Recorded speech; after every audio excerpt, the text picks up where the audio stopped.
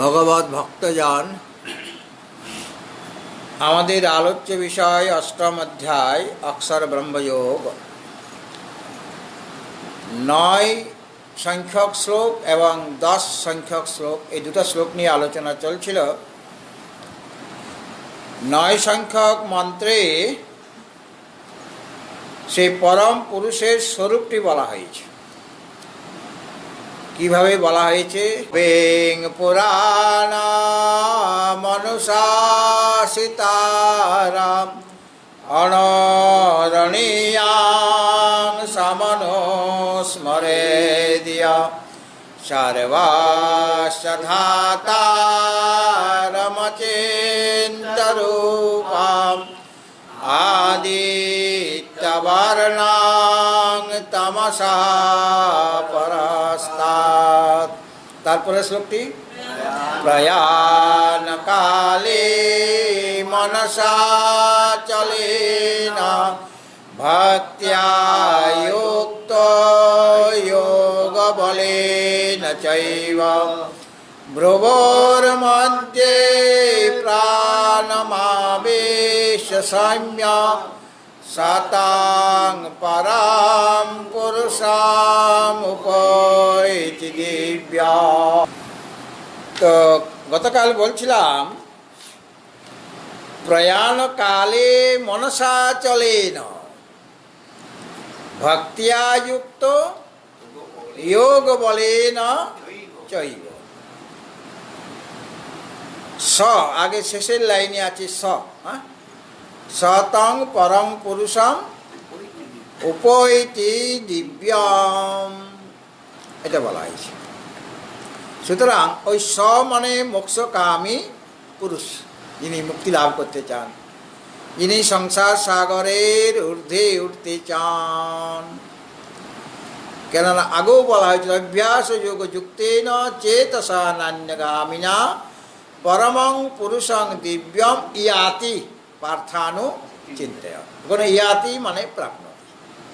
আর এখানেও বলা হয়েছে সতং পরং পুরুষাম উপৈতি দিব্যম। স মানে মোক্ষকামী পুরুষ, যারা সংসার সাগর থেকে উদ্ধার পেতে চান, সেরকম পুরুষ সাধক তিনি কি করবেন না, প্রয়াণকালী মানে মরণকালী, মৃত্যু সময়ে অচলেন মনসা নিশ্চল মনের দ্বারা। নিশ্চল মন মানে একাগ্র মন। মনের 5টা স্তর আছে, 5টা ভেদ আছে। কি কি ভেদ আছে? ওই চিত্তের 5টা ভূমিকা। আর যোগ কাকে বলা হয়? যোগ দর্শনে বলা হয়েছে যোগ চিত্তবৃত্তি নিরোধ। যোগ কাকে বলা হচ্ছে? চিত্তবৃত্তি নিরোধ।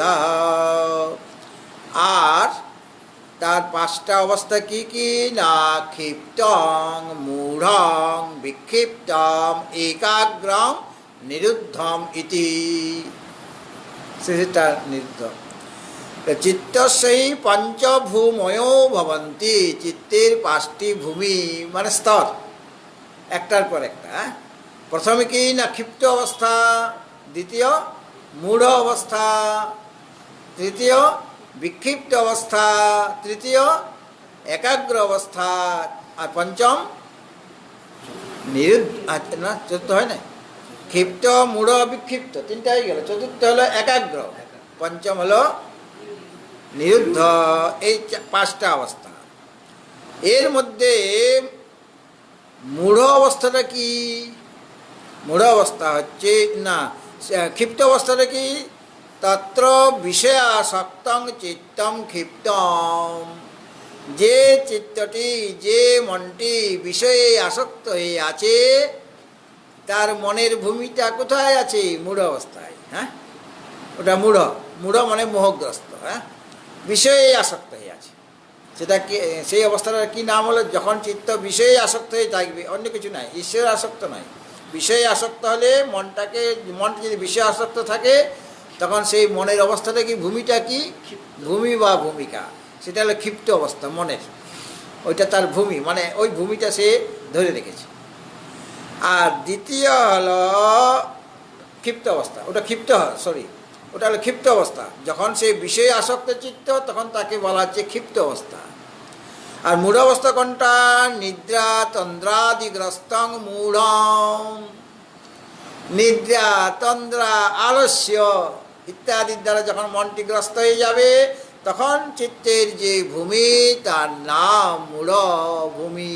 ভূমি বা ভূমিকা বা অবস্থা, অনেকগুলি নাম, এক একটা স্তর হলো মনের।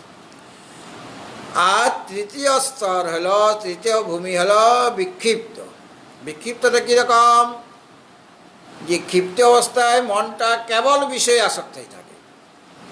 আর বিক্ষিপ্ত অবস্থায় কি হয়? বিষয়াসক্তম অপি, সাধক বিষয়ে আসক্ত আছে ঠিকই, কিন্তু কদাচিৎ, কখনো সৌভাগ্যবশত, কদাচিৎ মানে কখনো, কদা মানে কখন, আর কদাচিৎ মানে কখনো, সৌভাগ্যবশত ধ্যাননিষ্ঠ, ধ্যানে নিষ্ঠ হয়ে যাচ্ছে, ধ্যানে স্থিত হয়ে যাচ্ছে কখনো, মানে খুব রেয়ার কেস। হ্যাঁ, মনটা তো বিষয়ে আসক্ত ছিল, কিন্তু কখনো কখনো সকলে করছে, সকলে ধ্যান করছে। হ্যাঁ, কাজে আমারও ভগবানের ধ্যান করা দরকার, তাছাড়া সমাজে সম্মান পাওয়া যাবে না। হ্যাঁ, এই জন্য জোর করে সে ধ্যাননিষ্ঠ হওয়ার চেষ্টা করছে, আবার ধ্যানে স্থিত হয়ে যাচ্ছে। এটাকে বলা হচ্ছে ক্ষিপ্ত অবস্থা। না, এটা বিক্ষিপ্ত অবস্থা। ক্ষিপ্তাৎ বিশিষ্টতয়া, ওই যে বি লাগানো আছে, বি উপসর্গ মানে বিশিষ্ট। ক্ষিপ্ত অবস্থায় কেবল বিষয়াসক্ত, আর বিক্ষিপ্ত অবস্থায় বিষয়াসক্ত বটে, আবার কখনো কখনো কদাচিৎ সৌভাগ্যবশত সৎসঙ্গবশত ধ্যাননিষ্ঠ হয়ে যাচ্ছে তার মনটা। হ্যাঁ, ওই যোগীর মনটা, মানে সাধকের মনটা ধ্যাননিষ্ঠ হচ্ছে, কিন্তু বেশিক্ষণ থাকতে পারবে। হ্যাঁ, এটার এই অবস্থাটার নাম কি? বিক্ষিপ্ত অবস্থা। ঠিক আছে। তারপরে এই অবস্থাটার নাম কি হলো? না, এটা দেখো, তাহলে তিনটে অবস্থার কথা বলা হলো। কি কি? ক্ষিপ্ত, মূঢ় আর বিক্ষিপ্ত। ক্ষিপ্ত অবস্থায় কেবল বিষয়ে আসক্ত, মূঢ় অবস্থায় তো বিষয়ে আসক্ত হতে পারছে। নিদ্রা, তন্দ্রা, আলস্য কখন বিষয়ে আসক্ত হবে? হ্যাঁ, এই কুম্ভকর্ণ এক একজন। হ্যাঁ, নিদ্রা ঘুমাতে ভালোবাসে, তন্দ্রা ঘুমাবার আগের অবস্থা, তন্দ্রা হাই উঠছে, সবসময় হাই উঠছে, আর আলস্য মানে তমগুণের যেটা ব্যাপার। হ্যাঁ,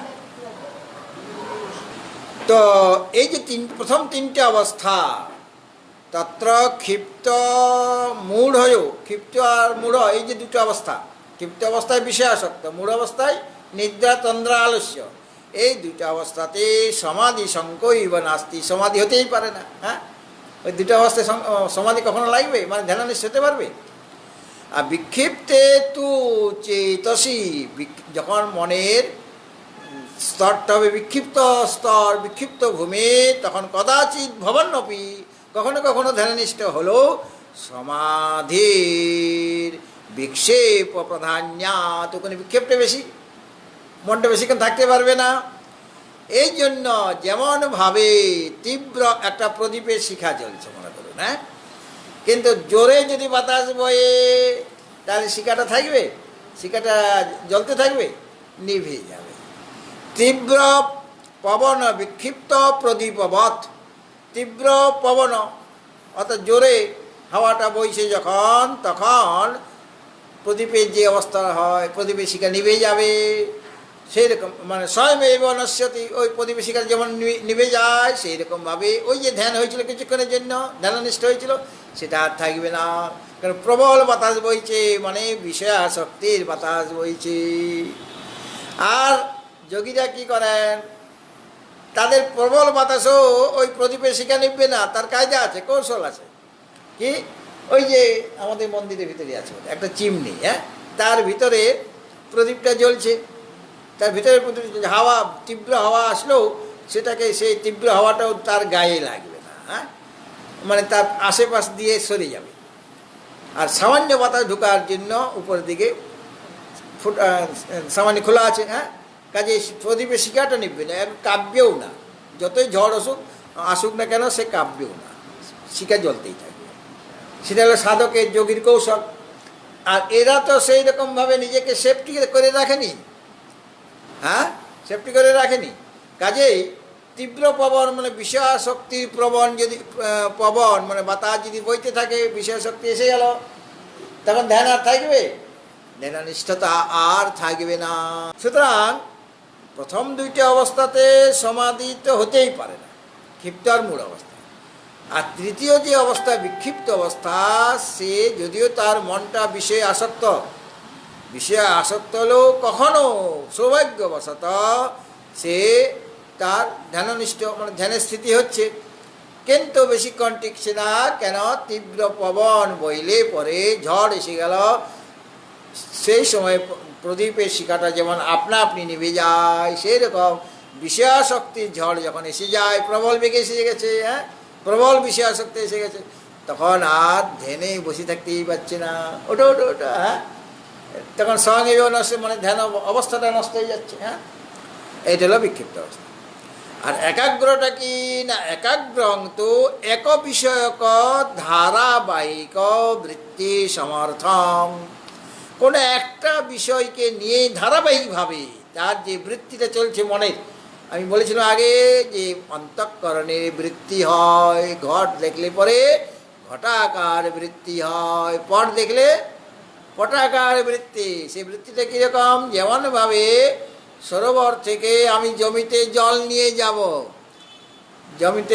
জমিতে শুকিয়ে যাচ্ছে, ধান লাগানো আছে, হ্যাঁ, আর অন্য কোনো সেচের ব্যবস্থা নাই, হ্যাঁ, সরকারি কোনো সেচের ব্যবস্থা নেই, তো ওই পুকুর থেকে আমি নেব জল, তো পুকুরের থেকে নালা কেটে জমি অবধি নিয়ে যাব, এর জন্য টাকা দিতে হবে আমাকে। পুকুরতে যে মালিক বা যদি গ্রামবাসী যদি মালিক হয়, তাহলে গ্রামকে দিতে হবে, গ্রামে মোড়ল আছে মানে সেখানে নেতা আছে বা গ্রুপ আছে, ট্রাস্টি আছে, তারা সেটা নেবে টাকাটা। আর নালা বেয়ে সেটা কোথায় যাবে? জমিতে। জমিতে গেলে জলের আকার কীরকম হবে? জমির আকার যেরকম, চতুষ্কোণ হলে চতুষ্কার, চারকোণা হয়ে যাবে জলটা, আর ত্রিকোণ হলে তিন রকম আকার, অর্থাৎ জমির আকার যেরকম হবে জলের আকারও সেরকম হয়ে যাবে। সেরকমভাবে সামনে একটা ঘট আছে, এখন ওটা আমি দেখব। অন্তঃকরণ বৃত্তি না হলে ঘট দেখা যাবে না, ঘট তো সামনে রয়েছে কিন্তু ঘট দেখতে পাচ্ছি না, এরকম অনেক সময় হয় না, মনটা ওর দিকে যায়নি, তখন মনটা আমার চক্ষুরাদি ইন্দ্রিয়ের দ্বারা নির্গত হয়ে নালা দিয়ে যাচ্ছে আর কি, মানে ওই যে চক্ষুরাদি ওইটা হলো নালা, ওটা দিয়ে বেরিয়ে যাচ্ছে কোথায়? ঘটে। আর ঘটে গিয়ে ঘটাকার অন্তঃকরণ বৃত্তিটা ঘটাকার হয়ে যাবে, তবে গিয়ে ঘটটা আমি দেখতে পাবো। শুধু চোখ থাকলেই দেখা যাবে না, সাথে মনটাও চাই, চক্ষুও চাই মনও চাই। চক্ষু আছে মন নাই, তাহলে জিনিসটা দেখা যাবে? আপনার সামনে আমি বসে আছি, অথচ আপনি রাম মহারাজ খুঁজে বেড়াচ্ছেন, কেন? আপনি অন্য মনস্ক এরকম হতে পারে না, বসে আছে পাশে, অথচ রাম মহারাজ কোথায়, রাম মহারাজ কোথায়, এরকম। তো সেরকমভাবে ওটা অন্তঃকরণ বৃত্তি তৈরি হলো, ঘটাকার বৃত্তি। সেরকমভাবে আমার মনটা ব্রহ্মের আকারে আকারিত হচ্ছে, অন্য কোনো আকারে আকারিত হচ্ছে না। হ্যাঁ, ওই যে একদিন বলেছিলাম তৈল ধারাবৎ অবিচ্ছিন্নভাবে, অন্য কোনো বুদবুদ নাই সেখানে। তৈল ধারার মধ্যে একটা পাত্র তেল আছে, বড় পাত্র, ছোট পাত্রে তেলটা ঢালছি, তাহলে মাঝখানে কোনো বুদবুদ ঢুকে যাবে কি? ওই ধারাটার মধ্যে তেলের ঘনত্ব বেশি বলে হাওয়া ঢুকতে পারবে না। আর জল যদি ঢালতাম তাহলে হাওয়া ঢুকে যেত ওই ধারাটার মধ্যে, তাহলে অন্য জিনিস সেটা ঢুকে গেল। ঠিক সেরকমভাবে যেখানে ওই তৈল ধারার মতো অবিচ্ছিন্নভাবে ওই বৃত্তিটা চলতে থাকে, মাঝখানে অন্য বৃত্তি বিষয়াকার বৃত্তি প্রবেশ করতে পারবে না, তখন মনটা এক বিষয়ক হয়ে গেল কিনা? তাহলে এক বিষয়ক ধারা বৃত্তি, ধারাবাহিক যে বৃত্তি সমর্থন যখন হবে মনের, সেটা কখন হয়? যখন সত্যগুণের উদ্রেক হয়, সত্যগুণটা যখন বেড়ে যায়। আমাদের মধ্যে তিনটা গুণ সকলের আছে, সত্য, রজ, তম। সত্যগুণের বৃদ্ধি যখন হবে, উদ্রেক মানে বৃদ্ধিপ্রাপ্ত, সত্যগুণ যখন বেশি হয়ে যাবে, তখন ধারাবাহিকভাবে ওই অন্তঃকরণ বৃত্তিটা, ব্রহ্মাকার অন্তঃকরণ বৃত্তি চলতে থাকবে। হ্যাঁ, মাঝখানে বিষয়াকার বৃত্তি প্রবেশই করতে পারবে না, যেহেতু সত্য গুণটা বেড়ে গিয়েছে। আর এই জন্য যেহেতু সত্যগুণ বেড়ে গিয়েছে, এই জন্য তমগুণকৃত যে নিদ্রা আলস্য প্রমাদ, ওটা তমগুণের কাজ। তমগুণকৃত নিদ্রা তন্দ্রা আলস্য মোহ, এটা তো তমগুণের কাজ, আমরা দেখেছি গীতাতে বলা হয়েছে। সেটা সেটা সেটা লয় ভাবাত, সেটা লয় হয়ে যাবে, অর্থাৎ সেটা থাকবে না, নিদ্রা তন্দ্রা আলস্য থাকবে না, যেহেতু তমগুণ নাই। সত্যগুণ আছে, মানে সামান্য আছে, সত্যগুণটা বেশি, তিনটা গুণ একসাথে থাকবে, কিন্তু সত্যগুণটা প্রবল হয়ে গেছে, তাহলে ওরা অভিভূত হয়ে গেল। তমগুণও অভিভূত, আর রজগুণও ঢাকা পড়ে গেছে। ওরা তো আছে, কিন্তু ঢাকা পড়ে গেছে। এক জায়গায় আমাদের সবার মধ্যে মুখ্যমন্ত্রী এসে হাজির, তাহলে আমরা যতই বড় বড় পদে থাকি না কেন, আমরা সব ঢাকা পড়ে, সবাই মুখ্যমন্ত্রীকেই দেখবে, আমার দিকে আর কেউ তাকাচ্ছে না, কারণ সেই প্রধান হয়ে গেল। সেরকমভাবে সত্যগুণ প্রবল হয়ে গেছে। ওরা দুজন আছে, ওই তমগুণ আর রজগুণ কিন্তু অভিভূত হয়ে গিয়েছে। তাই তমগুণের কাজ যে নিদ্রা তন্দ্রা আলস্য প্রমাদ মোহ ইত্যাদি, সেগুলি হতে পারবে না। তাহলে ওগুলি তো আমাকে মনটা একাগ্র করতে দিচ্ছিল না, তমগুণ। আর কে? রজগুণও করতে দিচ্ছিল না। রজগুণ কি করত? চাঞ্চল্যর বিক্ষেপ ভাবাচ্চ। হ্যাঁ, তমগুণে রজগুণের কাজ ছিল চাঞ্চল্য, মনটা চঞ্চল হয়ে যায়, কর্মে প্রবৃত্তি জেগে যায়। হ্যাঁ, এটা করবো, ওটা করবো, এই কাজটা শেষ হয়ে গেলে ওই কাজটা করবো, কর্মচাঞ্চল্য দেখা যায়। হ্যাঁ, আর এক জায়গায় স্থির হয়ে থাকতে পারবে। রজগুণ যাদের প্রবল হয়ে যায়, তারা এক জায়গায় স্থির হয়ে থাকতে পারবে না। হ্যাঁ, তাহলে রজগুণকৃত যে আমার চাঞ্চল্য, সেগুলি থাকবে না।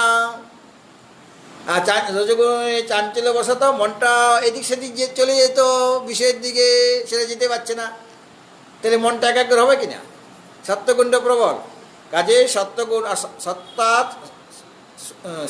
সত্যগুণ প্রবল হলে ওই জ্ঞান তখন লাভ হবে। হ্যাঁ, বা কোনো একটা বিশেষ বিষয়ে মনটা স্থির হয়ে থাকবে। কাজেই একাগ্র কাকে বলা হচ্ছে না? এক বিষয়ক যে ধারাবাহিক বৃত্তি, মানে অন্তঃকরণ বৃত্তি, সেটার যেটা সামর্থ্য আছে। কেন সামর্থ্য এরকম আসলো না? সত্য উদ্রেকেই না, সত্যগুণের প্রবল হয়ে যাতে, সত্যগুণ বৃদ্ধিপ্রাপ্ত হওয়াতে, এবং যেহেতু তমগুণ অভিভূত হয়ে গিয়েছে, তমগুণের কাজ ছিল তমগুণকৃত নিদ্রা আলস্য তন্দ্রা প্রমাদ মহাদিরূপ, ওটা লয় হয়ে যাচ্ছে, লয় এর অভাব হয়ে যাবে, মনটা লয় হয়ে যাবে না। আয় বসো বসো, একটু চেয়ার নিয়ে বসো।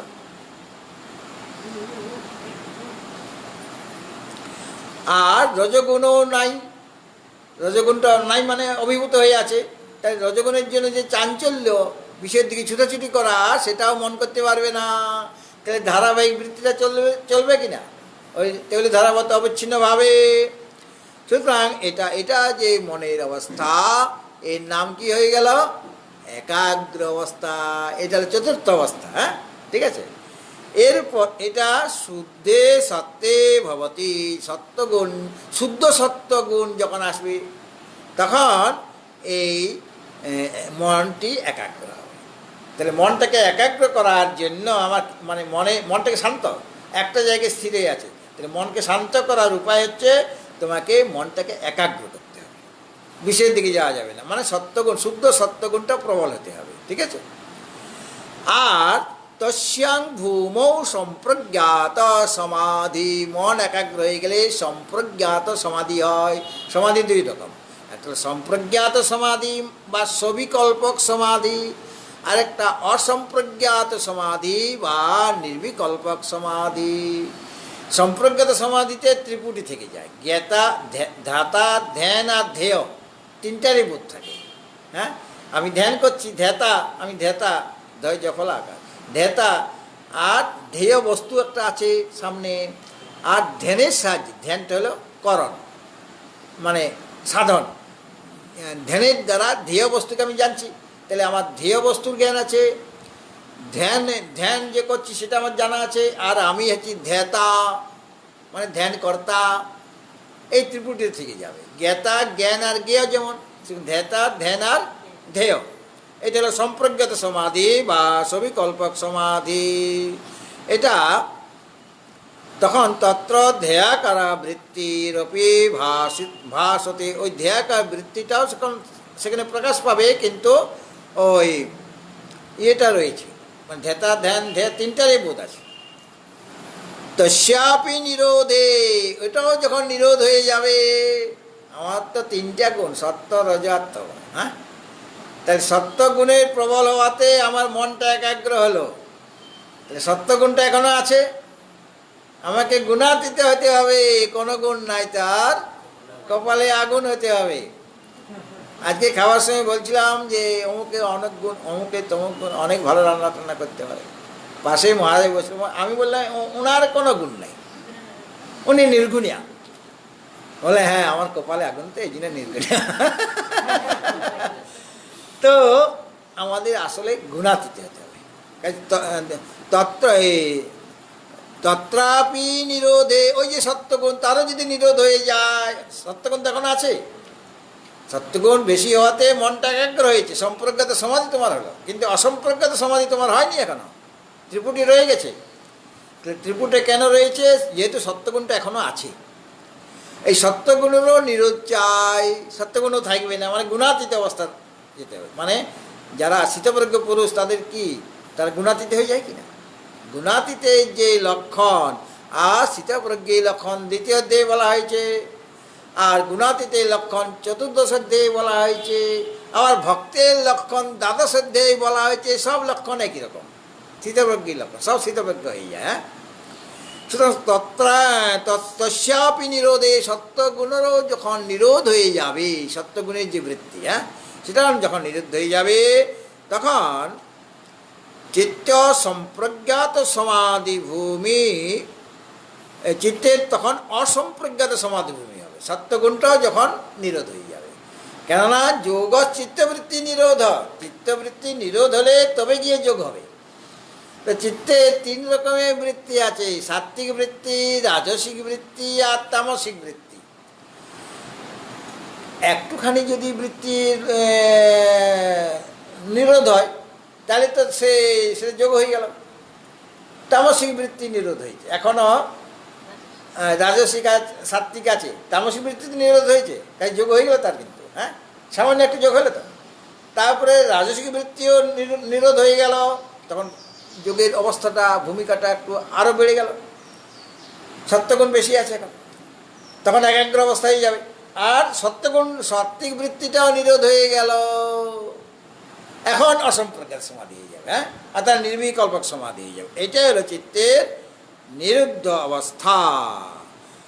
অয়মেব সর্বত বিরক্তস্য যোগিনা, যিনি সমস্ত বিষয় থেকে বিরক্ত হয়ে গেছে, কোনো কিছুতে আসক্তি নেই। রক্ত মানে আসক্ত, হ্যাঁ, রক্ত শব্দে আমরা রক্ত মানে যে রুধিরকে বলি রক্ত, কিন্তু আসলে রক্ত মানে আসক্ত।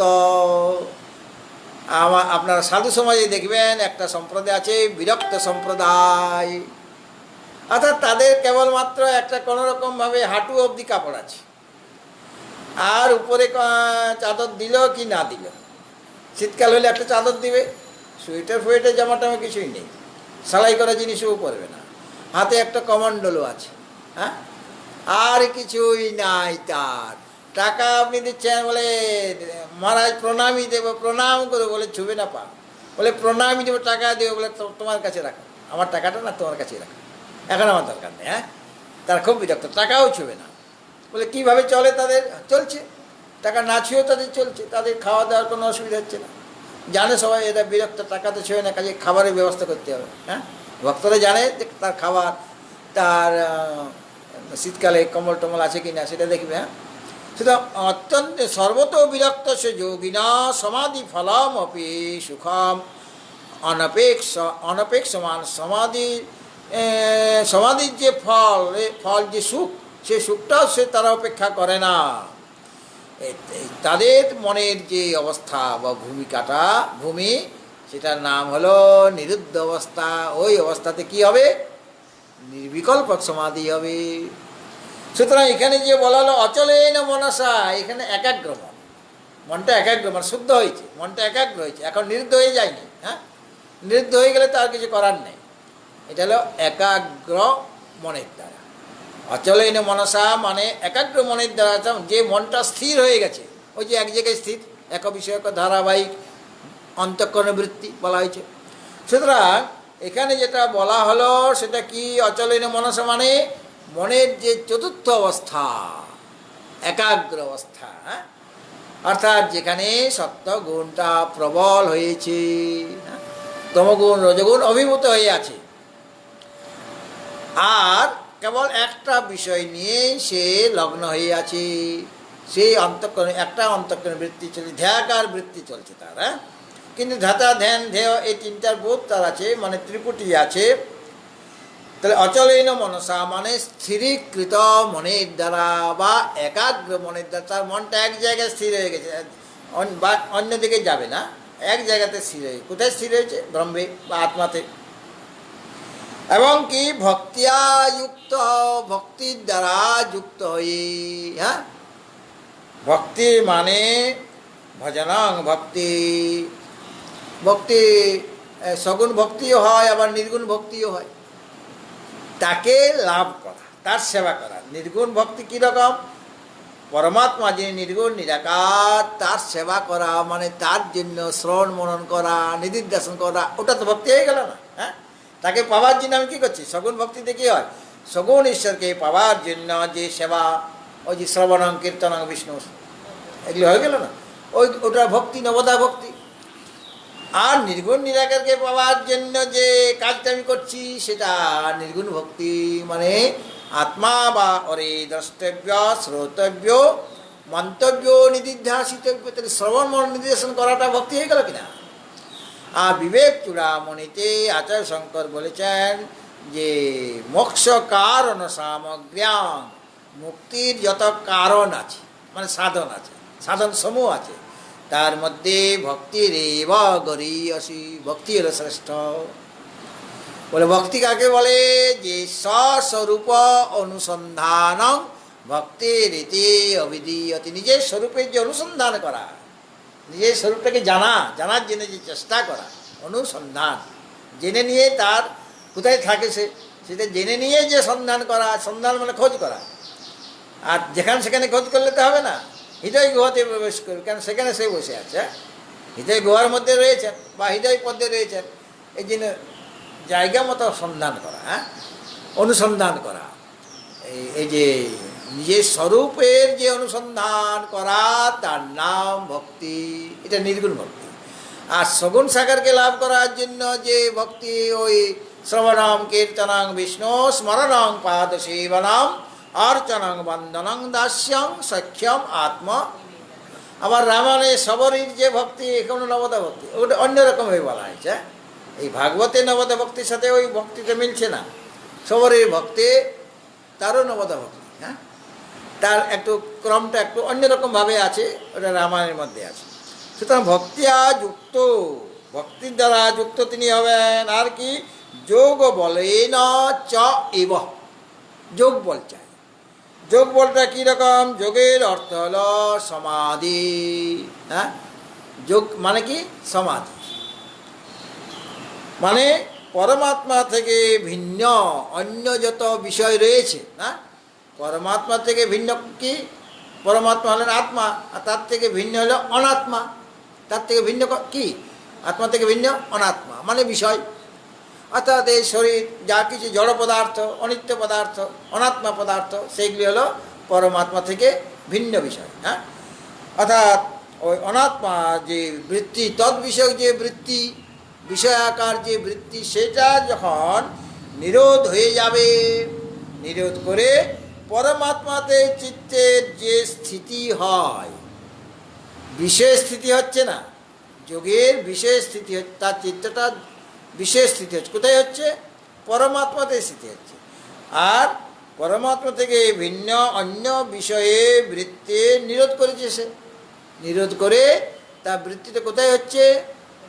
পরমাত্মাতে হচ্ছে। অর্থাৎ পরমাত্মাতে চিত্তের যে স্থিতি থাকে, সেটাই হলো, তাকেই বলা হচ্ছে যোগ, নিরুদ্ধ অবস্থা, তাকে যোগ বা সমাধি বলা হচ্ছে। এটাকে যোগ বলা হচ্ছে। আর যোগটা একটা বল কিনা, তোমার অর্থ বল, অনেক টাকা আছে, কাজে অর্থটা তোমার কাছে বল হয়ে গেল কিনা, হ্যাঁ, তুমি একটা বল। আমরা বলি না এর আর মানসিক শক্তি প্রবল, বলি কি না? আর তা এত সহজে তার মনটা ভেঙে যায় না, বিরাট মনোবল আছে, মনটা একটা বল, মানে আধ্যাত্মিক বল আছে। সেরকম যোগটা একটা বল, মানে শক্তি বিশেষ। যোগীর বল কি? যোগ। যারা যেমন ব্রাহ্মণ, তাদের বল কি? তার ব্রহ্মদণ্ড আছে, আর রাজার কাছে রাজদণ্ড আছে, রাজবল আছে তার। আর ব্রাহ্মণের কি আছে? ব্রহ্মবল বা ব্রহ্মদণ্ড আছে, আর রাজার আছে রাজদণ্ড। কিন্তু ব্রহ্মদণ্ডের কাছে রাজদণ্ড পরাজিত হয়ে যায়, হ্যাঁ, বৈষ্ণবমুনির ক্ষেত্রে যেমন হয়েছিল। যাই হোক, তাহলে সমাধির অভ্যাস করতে করতে যারা করছেন, হ্যাঁ, সমাধি লাভ করার মানে যোগ লাভ করার চেষ্টা করছেন, তার ফলে কি হবে? সমাধি হলো তার। তার সমাধিজনিত যে সংস্কার যখন বৃদ্ধি লাভ করবে, সমাধি থেকে উৎপন্ন একটা সংস্কার, সে সংস্কারটা প্রচয় হবে। প্রচয় মানে বৃদ্ধিপ্রাপ্ত হবে। সমাধিজনিত যে সংস্কারটা বাড়বে দিন দিন। যত সে সমাধিনিষ্ঠ হবে, তত তার সমাধিজনিত সংস্কারটাও তো দিন দিন বাড়বে কি না? সমাধি যত বাড়তে থাকছে, তত তার সংস্কারটাও, সমাধিজনিত যে সংস্কার, সেটাও বাড়তে থাকবে। এবং বুত্থানকালীন যে সংস্কার, একটা হলো সমাধিকালীন সংস্কার, সমাধিজনিত যে সংস্কার, সেটা তার বাড়বে। আর কি হবে? বুত্থানকালীন যে সংস্কার, সেটা ক্ষীণ হবে। বুত্থানকালীনে, বুত্থান অবস্থায় আমার যেমন বিষয়ে আমার মনটা আসক্ত ছিল, তার একটা সংস্কার ছিল, সেই সংস্কারটা দুর্বল হয়ে যাবে। আর সমাধিজনিত সংস্কারটা প্রবল হবে, সেটা শক্তিমান হয়ে যাচ্ছে। আর বুত্থানকালীন যে সংস্কার, বুত্থান মানে জগতের মধ্যে আমি যখন ছিলাম, তখন তো জাগতিক বিষয়ে আমার সংস্কার ছিল, হ্যাঁ, কিন্তু সেই সংস্কারটা ওই প্রবল যে সমাধিজনিত সংস্কারের দ্বারা ওটা ক্ষীণ হয়ে যাবে, দুর্বল হয়ে যাবে। ও দিন দিন বাড়ছে। একজন খুব পাতলা লোক, তার বন্ধু হচ্ছে বিরাট মোটা, হ্যাঁ, বলে কিরে সব যে তুই খেয়ে ফেলছিস, এই জন্য আমরা পাতলা হয়ে গেছি, আমরা দুর্বল হয়ে গেছি, সব খাবারটা তোর তুই খেয়ে নিয়েছিস। তো ও বলছে তোদের কি দেশে দুর্ভিক্ষ লেগেছে? বলে দুর্ভিক্ষ কেন লাগবে, খাবার তো ছিল আমার কাছে, তুই তো সব খেয়েই ফেলেছিস। তো সেরকমভাবে সমাজজনিত সংস্কার, তার বলটা দিন দিন বাড়ছে। আর বুত্থানকালীন যে সংস্কার, সেটা দিন দিন ক্ষীণ হয়ে যাচ্ছে, দুর্বল হয়ে যাচ্ছে, অভিভূত হয়ে যাচ্ছে। এবং তার স্বাভাবিক পরিণাম রূপে কি হচ্ছে? এটার মানে সমাধিজনিত সংস্কার সেটা প্রবল হচ্ছে, বেড়ে যাচ্ছে। আর ওটা হলো সমাধিকালীন সংস্কার। আর বুত্থানকালীন সংস্কার মানে জগতে বা বিষয় সংস্কার, সেটা দিন দিন অভিভূত মানে ক্ষীণ হয়ে যাচ্ছে, দুর্বল হচ্ছে। এর ফলে কি হলো না, চিত্তে স্থৈর্যতা উৎপন্ন হচ্ছে, চিত্ত স্থির হয়ে যাচ্ছে। কেন চিত্তকে কে স্থির হতে দিচ্ছিল না? ওই যে বুত্থানকালীন সংস্কার, জাগতিক সংস্কার, বিষয় সংস্কার, সেটা মনটাকে শান্ত হতে দিচ্ছিল না, স্থির হয়ে বসে থাকতে দিচ্ছিল না, চারদিকে বিষয় দিকে ছুটাছুটি করাচ্ছিল। তাহলে পর স্বাভাবিক তার ফলটা কী হলো? চিত্তটা স্থির হয়ে যাচ্ছে, মানে মনটা একাগ্র হয়ে যাচ্ছে। একেই বলা হচ্ছে যোগ বা সমাধির বল। এটাই তার শক্তি। যোগের শক্তি কি? যোগের এইটাই হলো বল, যে বুত্থানকালীন সংস্কারটা দুর্বল হয়ে যাচ্ছে, আর দুর্বল হয়ে যাতে আর সমাধিজনিত সংস্কারটা প্রবল হয়ে গিয়েছে, কাজেই মনটা এখন স্থির হয়ে যাবে। তাহলে যোগের দ্বারা কি হলো? মন স্থির হয়ে গেল, এটাই আমার বল, যোগটাই বল। যোগের ফলেই তো এই মনটা স্থির হলো। তাহলে যোগ বলে না চ এব, ভক্তিয়া যুক্ত, ভক্তি দ্বারা যুক্ত হতে হবে। আর যোগ বলে না চ এব, যোগ বল চাই, ভক্তি চাই, আর কি চাই? যোগ বল চাই, ভক্তিও চাই আর যোগ বলও চাই। আর ওখানে অচলেন মনসা বলা হয়েছিল, স্থির মন, হ্যাঁ, নিশ্চল মন, মানে মনটা কতখানি আমাকে তৈরি করতে হচ্ছে। আমাদের সাধনা কি? মনটাকে তৈরি করা, অন্য কোনো সাধনা। মনটা তৈরি হলে সব, এই জন্য বলা হয়েছে যস্মিন রক্ষিতে সর্বং সুরক্ষিতং ভবতি। যেটা রক্ষা পেলে সব কিছু রক্ষিত হয়ে যায়। এই জন্য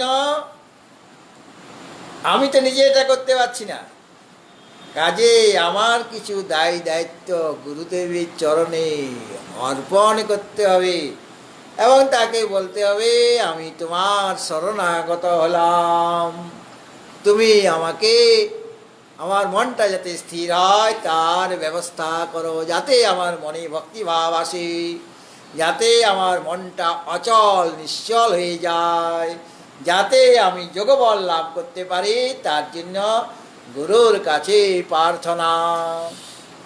ধ্রুবর মধ্যে প্রাণম আবেশ সম্যক, খুব সংক্ষেপে আমি বলছি, এটা অনেক বিস্তার করতে হবে। ভ্রুযুগলের মধ্যে প্রাণকে ধারণ করে যিনি সেই কবিং পুরাণম অনুশাসিতা যে পরম পুরুষ, তাকে যিনি স্মরণ করেন তিনি সেই পরম পুরুষকে প্রাপ্ত হন। খুব সংক্ষেপে বলে দিলাম, এটার অনেক ব্যাখ্যা আছে। আমরা জানি যোগীদের মতে ষট চক্রের কথা। মূলাধার হলো প্রথম চক্র, তারপর স্বাধিষ্ঠান 3 নম্বরে, মণিপুর 4 নম্বরে, অনাহত 5 নম্বরে, বিশুদ্ধ আর 6 নম্বরে আজ্ঞাচক্র, তারপরে সহস্র। হ্যাঁ, ঠিক আছে, এই হলো 6টা চক্র। এইগুলি আমি পরে আলোচনা করব। ওই ধ্রুবর মধ্যে প্রাণম আবেশ সম্যক, এটার অর্থটা জানার জন্য, বিশেষ আলোচনা জানার জন্য 2-3 দিন অন্তত সময় লাগবে।